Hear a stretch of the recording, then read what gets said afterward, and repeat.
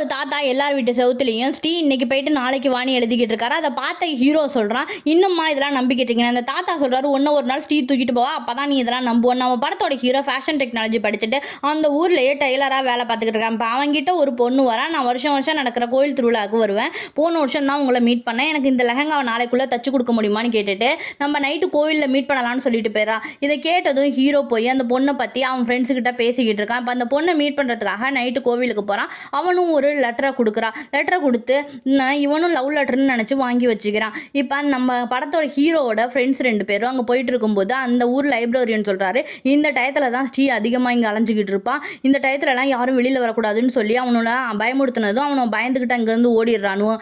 இப்போ நம்ம ஹீரோவும் அந்த லெட்டரை கொண்டு போய் ஃப்ரெண்ட்ஸுக்கிட்ட காட்டினதும் அவன் சொல்கிறான், என்ன சூனியம் வைக்கிற பொருள்லாம் உன்னை வாங்கிட்டு வர சொல்லியிருக்கா, எனக்கு என்னமோ இவன் மேலே சந்தேகமாக இருக்குன்னு சொல்லிக்கிட்டு இருக்கான். இப்போ ஹீரோ எச்சரிக்கிறதுக்காக அவன் ஃபோன் பண்ணுறான். ஆனால் ஹீரோ அவனோட ஃபோனை எடுக்க மாட்டான். இப்போ அந்த பொண்ணும் வரா.